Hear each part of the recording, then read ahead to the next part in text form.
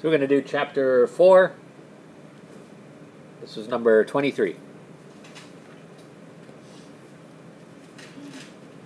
And this says, in a circus act at the Ringling Brothers and Barnum and Bailey Circus, a human cannonball was fired from a large cannon with a muzzle speed of 87 kilometers per hour. Assume that the firing angle was 45 degrees from the horizontal. How many seconds did the human cannonball take to reach maximum height?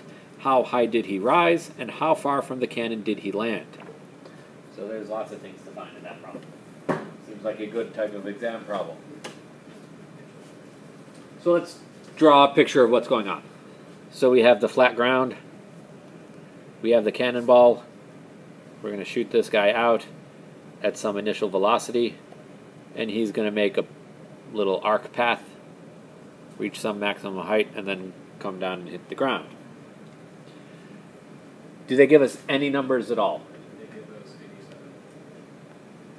V0 equals 87 what? Kilometers per hour.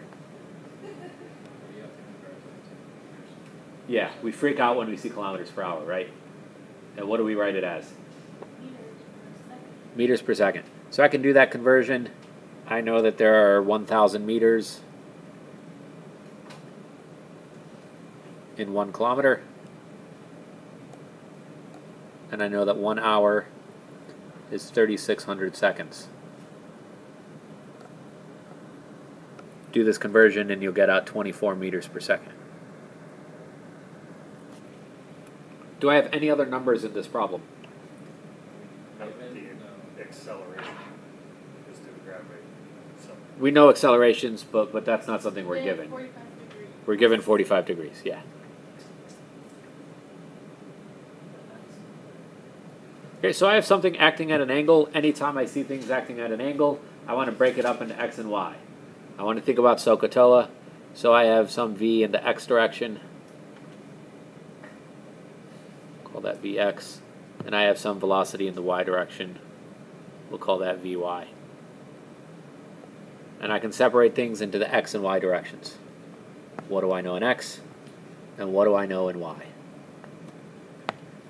So, do I know the change in position in x?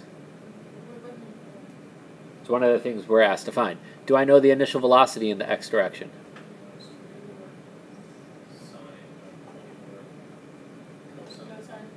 It's going to be v0 times cosine of 45, since that's the adjacent side. and that should be equal, because it's a 45-degree angle, to the acceleration of the line. 24 times cosine of 45. So since it's a 45-degree angle, the velocities are the same in both directions. So this will give you 17 meters per second. How about v final in the x direction? That should be the Is same it as v the final initial rate. cosine? What's a in the x direction? 0. 0. If acceleration is 0, velocity doesn't change, so final is the same as initial. So final velocity in x is 17 meters per second. And what's the change in t? Don't know. How about the y direction? Do we know change in y? Don't know it. Do we know v initial in the y? VO sine 45. VO sine 45. And since cosine of 45 and sine of 45 are the same, you'll get out 17 meters per second. Question about rotation there. Yeah. So we're talking about change in y. We mean specifically the apex We need specifically what? at the top of the arc, because There's different change in y's that it can be. so how would we know? Say we end up in some more advanced physics class where we need. So we know v initial y. What's v final y? And let's assume, because they ask us in the problem, they're asking about the peak. 0. So everything that we're doing is for reaching this peak at this point. So the final velocity at the peak is going to be 0. What's the acceleration in the y direction? Negative 9.8. Negative 9.8 meters per second squared. What's change in t? Would it be like t over 2? It could be t over 2 if you wanted to use the t as the whole time. I usually don't bother doing that. Yeah, So it just goes T. it's just something. Yeah. Well, we know we're looking for it, but we don't know it. Right, we're looking for it. So this is an unknown, and this is an unknown. But I know a lot of other things in the y direction. So I can use those things and I can solve for some stuff. I can find, part A asks us how long it takes to reach the maximum height. So I can plug in all these variables and I can find that time. Let's look at our kinematic equations and use one of them. So I'm going to use V final equals V initial plus A times change in t. What's the final velocity? We're looking for To the peak. What's the final velocity once you reach the peak height? 0 for y. 0 for the y direction. What's the initial velocity in the y direction? 17 meters per second. Plus A, what was A? Negative 9.8. Negative 9.8. And then times change in t. So we should be able to figure out the algebra from here, hopefully, Yeah. and find that change in t is equal to 1.7 seconds. So that's part A. Part B, we have to find the change in y. So part A, part B is change in y. So I use change in y equals v naught delta t plus 1/2 a delta t squared. What's v initial in the y direction? 17 meters per second. What's change in t? To the top? 1.7. 1.7 seconds. Plus 1/2 times a is negative 9.8 Yeah. meters per second squared times 1.7 squared. And you'll get your change in y of 14.7 meters.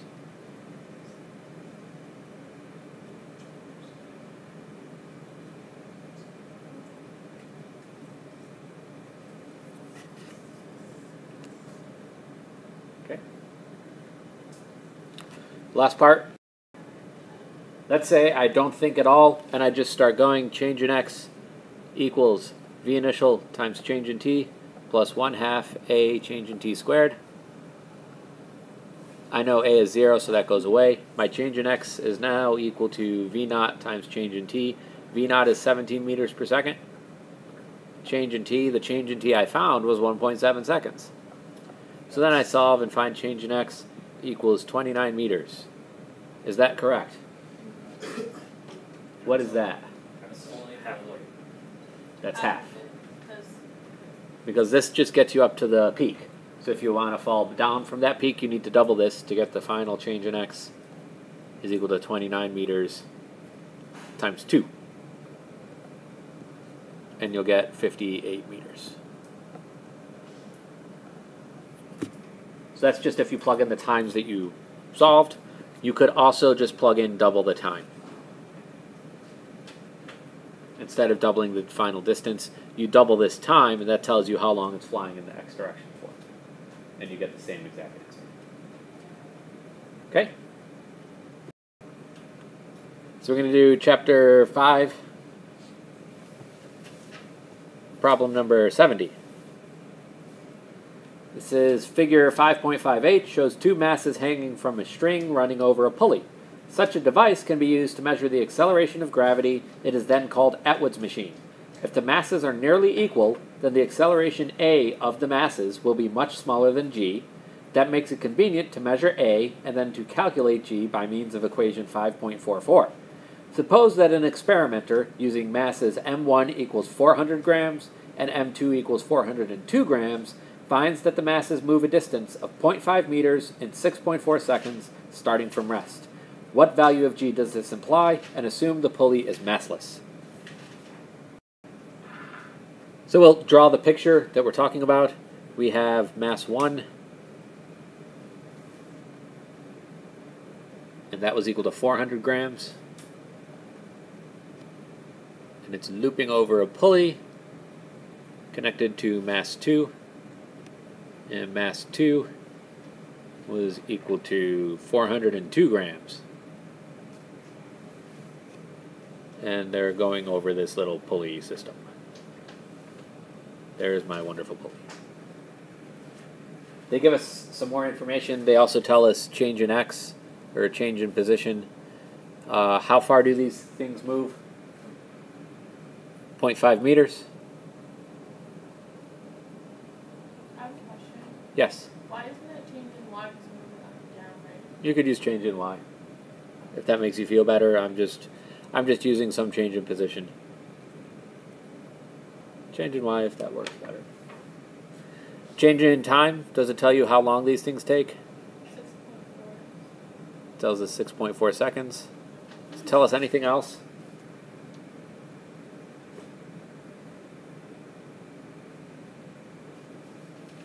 It does. It buries it in the sentence. It says it starts from rest. What does that mean? What does that tell you? Initial velocity. Initial velocity is 0 if you start from rest. Initial equals 0 meters per second. Do we know the acceleration? Negative 9.8. Nope. We're asked to find the acceleration. How fast this thing is accelerating. And we're supposed to use that to find the acceleration due to gravity. So we can't assume that acceleration due to gravity is 9.8 in this problem. Because the goal is to find what g is. The only other piece of information we need is equation 5.44. Equation 5.44 from the book says acceleration is equal to mass 2 minus mass 1 over mass 1 plus mass 2 times g. So this is the equation that we're given in the book. If we were to do a problem like this on the exam, you wouldn't necessarily be given that equation. You can get that equation by doing a free body diagram on this system and balance the forces out. Okay? So you can get that equation from doing Newton's analysis on this pulley. I suggest maybe doing that at home, and if you can't, then ask me about it tomorrow. All right, so I have this equation that I gave that the book would give you, or you might have to derive. Acceleration is mass 2 minus mass 1 divided by mass 1 plus mass 2 all times g. The problem, I'm asked to solve for g. So I need to solve this equation for g. How do I do that? Divide by that. Or multiply by that. I multiply by the reciprocal or divide by it. So we'll do g is equal to acceleration times mass 1 plus mass 2 over mass 2 minus mass 1. So I'm just doing algebra from here to here to get to solve for g. Do I know what mass 1 is? Yes. I do, so I can plug that in. Do I know what mass 2 is? Yes. Yes, so I can plug that in. So I know the two masses. Do I know what acceleration is? No. I don't know what acceleration is. Can I find the acceleration? I know a whole bunch of other things.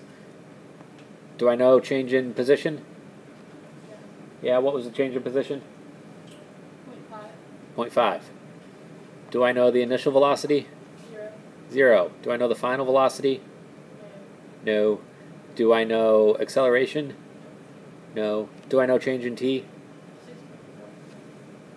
6.4. 6.4 seconds. So I can use these three variables that I know in my kinematic equations.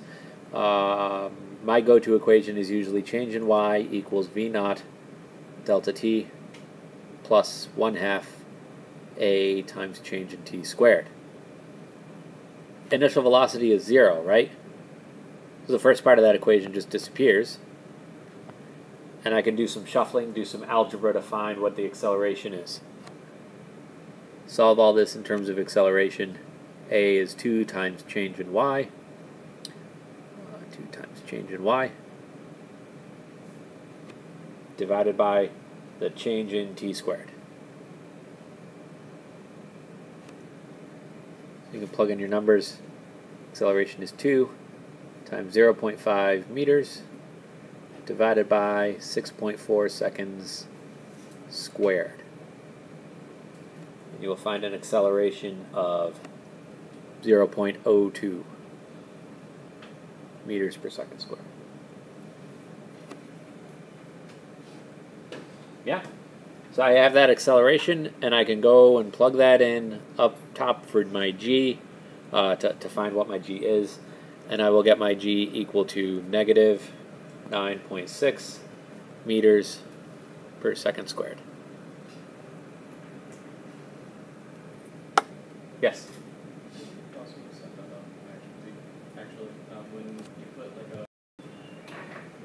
Okay, so next we'll do Chapter 5, the dreaded problem number 88. It says to drag a heavy log of mass 500 kilograms up a ramp inclined at 30 degrees to the horizontal. You attach the log to a cable that runs over a pulley at the top of the ramp, and you attach a 300 kilogram counterweight at the other end. Assume the log moves without friction. Part A, what is the acceleration of the log up the ramp? And part B, could you use a smaller counterweight to move the log, and how much smaller? So the first thing we need to do is draw a picture of what's going on. So we have Chapter 5, Problem 88. We have an inclined plane. We have a box on the plane connected to a log, or a log connected to a box. And we have a pulley. We'll call the log mass 1. We'll call the box mass 2. We're given the angle that this incline is at. This incline is 30 degrees. We're given that the two masses are 500 kilograms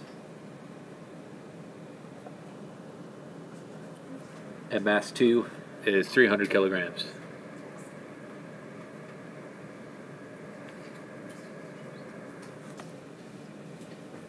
And we have to use this information to find the acceleration of the log up the ramp. What do we do with a problem that looks like this? Draw a free body diagram. What forces are acting on the first box? Box 1. Normal force. Where does that go? At an angle to the box, perpendicular to the incline. That's the F in force. What other forces?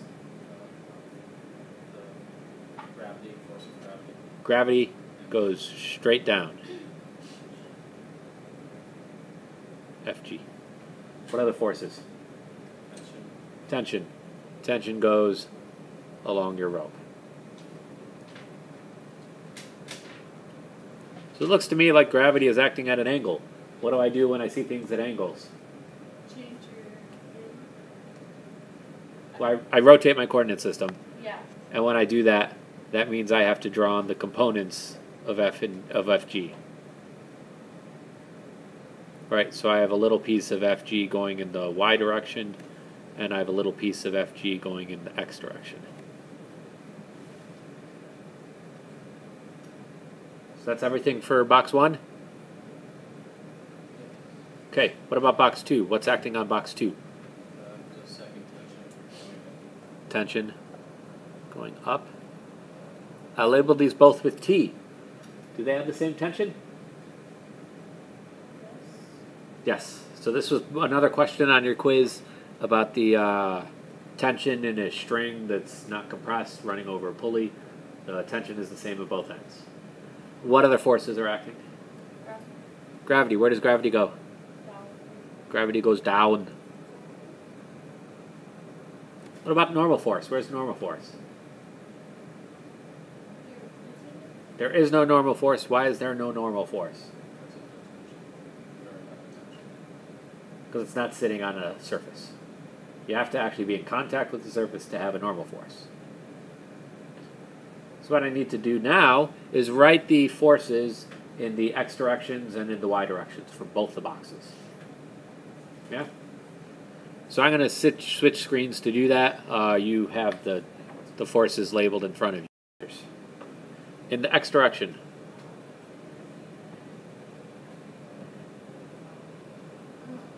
for box number 1,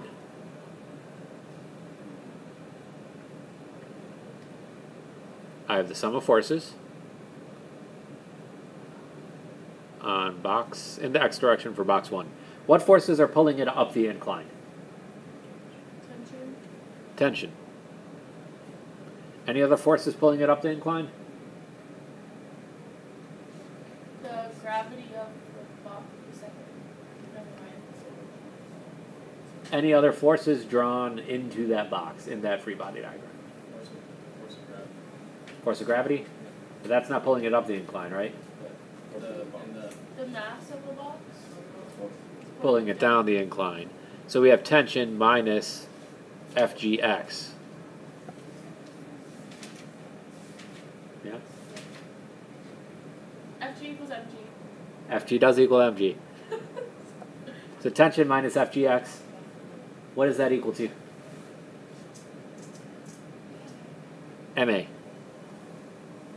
M1 times acceleration in the x direction. Is acceleration in the x direction 0? No. No, we have some acceleration. That's something we're looking for. So let me take this equation and let me solve it for AX. Let's solve it for the acceleration because that's what I'm trying to find. So the acceleration in the x direction for box 1 is going to be the tension minus FGX over M1.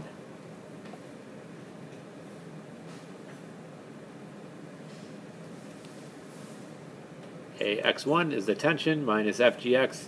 What's FGX? mgx. mxg. m1g. M1G. And what is that x direction force? If you look at the triangle that we drew, the components, is FGX the opposite side from your angle or the adjacent side? It's the opposite side, so what trig function is this? Times sine. We divide that by M1. Let's take stock of what we know now. Do I know what M1 is? Yes, I know M1's. Do I know what G is? Yes, I do. Do I know theta? Yeah. All right, I got the acceleration. Do I know tension? No. How am I going to find tension? Let's look at what we know for box 2. What's happening for box 2? Sum of forces in the x direction for box 2. How many x direction forces are there for box 2? Nothing going on for box 2. I think we've exhausted the x direction. So now we can go to the y direction. In the y direction, for box number 1, I have sum of forces in the y direction is equal to force acting up, the normal force, minus the force acting down, force of gravity in the y direction. That's equal to mass times the acceleration of box 1 in the y direction. How fast is this box bouncing up and down as it moves along that incline? It's not. It's not moving at all. So what's its acceleration? Acceleration is 0. And we get Fn minus Fgy equals 0. And Fn is equal to Fgy.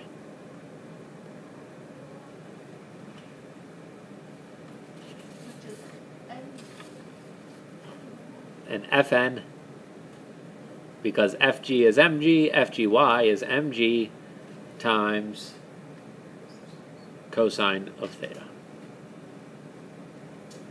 This is all for box number 1. So I can find the normal force if I need that.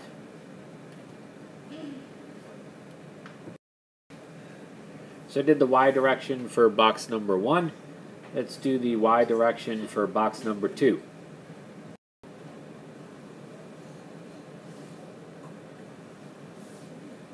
Sum of forces in the y direction for box number 2. What forces are pulling the box up? Tension. What forces are pulling it down? Gravity. That's equal to the mass times the acceleration in the y direction for box 2, and that's mass 2, and I'm plugging in a negative here. Why am I plugging in a negative? Because the box is heading accelerating. Not accelerating, but it's going down. Box acceleration is going down, so that box has to have a negative acceleration. So I have to plug in that negative.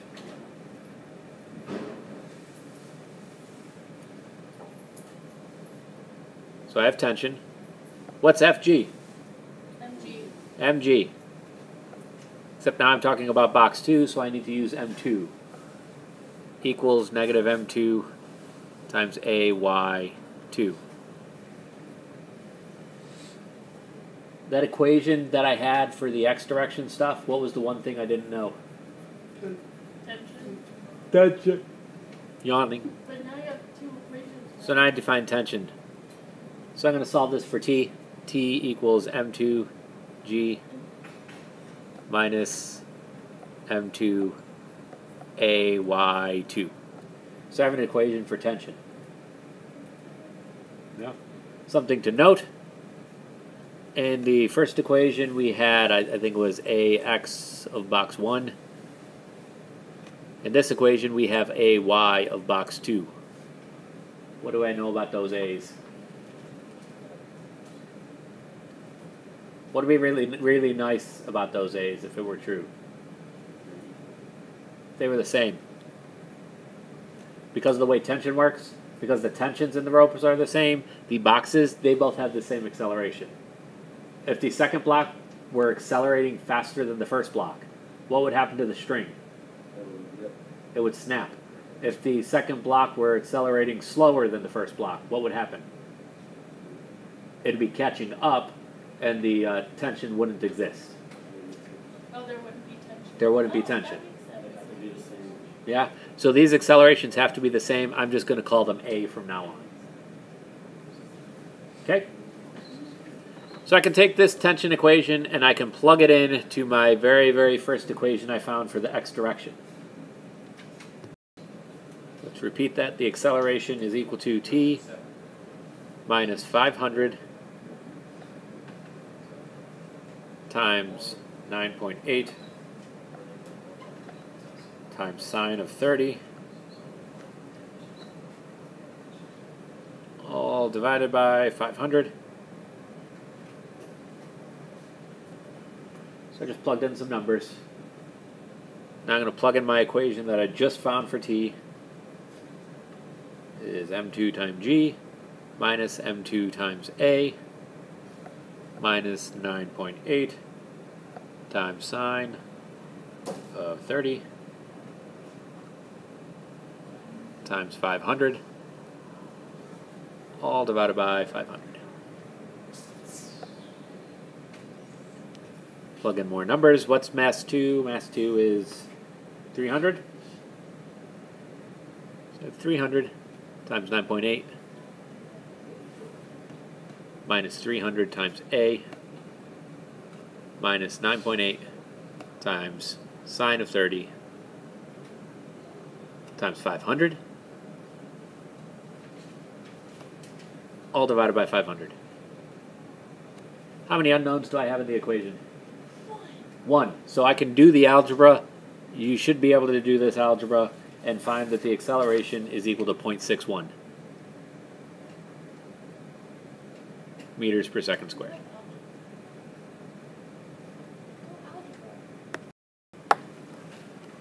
So we're going to do chapter 6, problem number 33. two masses, mass 1 equals 1.5 kilograms and mass 2 equals 3 kilograms, are connected by a thin string running over a massless pulley. One of the masses hangs from the string, the other mass slides on a 35-degree ramp with the coefficient of kinetic friction of mu equal to 0.4. What is the acceleration of the masses? So we need to draw this picture.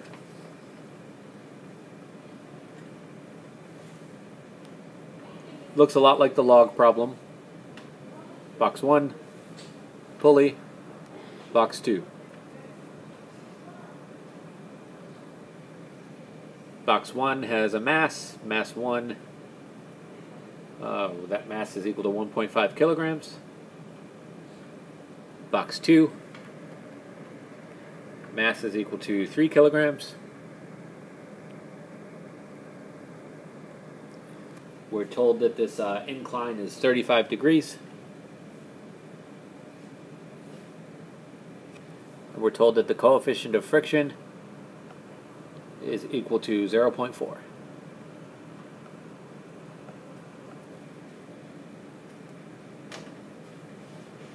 What do we do? Free body diagram. I'm just going to go ahead and do it. I'm not going to jump through the hoops of making you mumble the answers. So force is on the first box. We have gravity. Gravity is acting down. Force of gravity. So that's acting at an angle relative to my tilted coordinate system. So I'm going to have some little bit of that going in the y direction. And I'm going to have some little bit of that going in the x direction. FGY and FGX. I also am going to have a normal force. My normal force is going to be going up, perpendicular to my surface. Call that our normal force. We also have tension. Tension acting along that string. And then finally, we have friction acting backwards, in the opposite direction to the motion. And herein, I am assuming that this box is going to slide up the incline. Does that seem like a reasonable assumption? Why is that a reasonable assumption? It's the lighter box. Because it's the lighter box. Okay? So it's very clearly the one that's going to move up the incline. Forces on the second box. We have force of gravity. And we'll label that with a 2. And we have tension going up. Tensions are the same. This rope isn't stretching. Nothing weird's happening with the rope. So what does that tell us about the acceleration of box 1 versus the acceleration of box 2? They're the same. So any acceleration, I'm just going to flat out call it A. Okay? So what if it was connected by a... So let's write down all the equations for each of the boxes. For box number 1, we have in the x direction, sum of forces in the x direction is going to be equal to tension minus Fg1 in the x direction, the force of gravity in the x, minus the force of friction. So these are the forces going the opposite directions, equals m1 times the acceleration. And I can shuffle this around and I can plug in extra equations. So tension minus Fg1x. Fg is mg. And since it's in the x direction, it's the opposite side of that triangle, so it's going to be the sine of my 35 degrees. Minus force of friction. What's the equation for force of friction?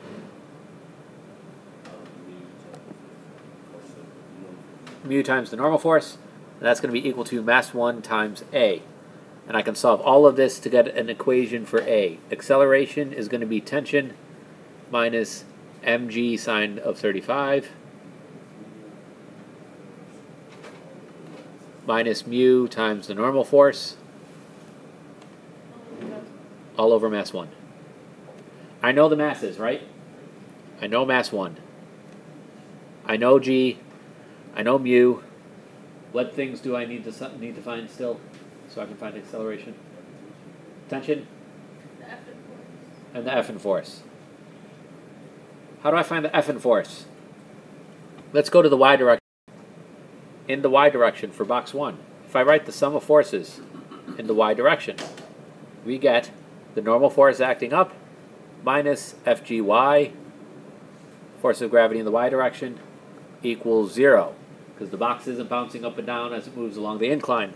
So the normal force is equal to FGY. What's FG? MG. MG. We better all get this on the exam. M1G. And since it's the y direction, is that the adjacent side or the opposite side of your triangle? It's the adjacent side. So this is going to be cosine of 35 if you look back at your triangle diagram. So now I have an equation for Fn, don't I? Yes. I know m1, I know g, so I can plug that into my acceleration equation. And now I have acceleration is t minus m1 times g times sine of 35. So by putting friction in here, I'm solving this similar to the log problem. I just have to plug in that Fn, my mu times Fn. M1g cosine of 35. All divided by m1. So the only thing I need to solve for now, I need to find what t is. How do I find t? How did I find it in the last problem?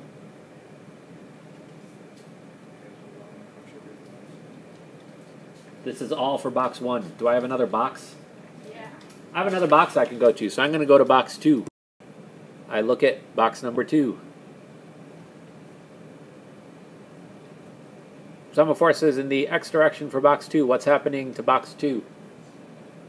In the horizontal direction. It's not moving, nothing's happening, no forces.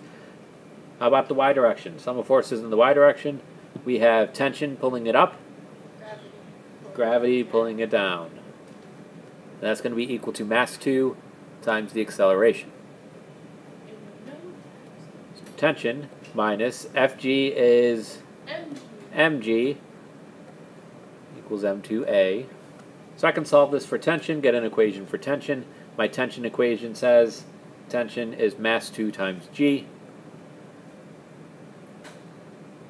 plus mass 2 times a. Can you find a mistake? Yes. Should it be accelerating down? Since it's accelerating down, what does that mean? Should be negative. What should be negative? The mass of acceleration. Mass 2 times a. So that we should have a negative here, and a negative here. Yeah. So I can take that tension and I can plug it into my acceleration equation. That leaves me with this big honking thing. Acceleration is equal to m2 times g minus m2 times a minus m1 times g times sine of 35 minus mu times m1 times g times cosine of 35, all divided by m1. The only variable in that equation that I do not know is a. You can do a bunch of algebra, and you will find a. Do that bunch of algebra, and you find a is equal to 3.6 meters per second squared.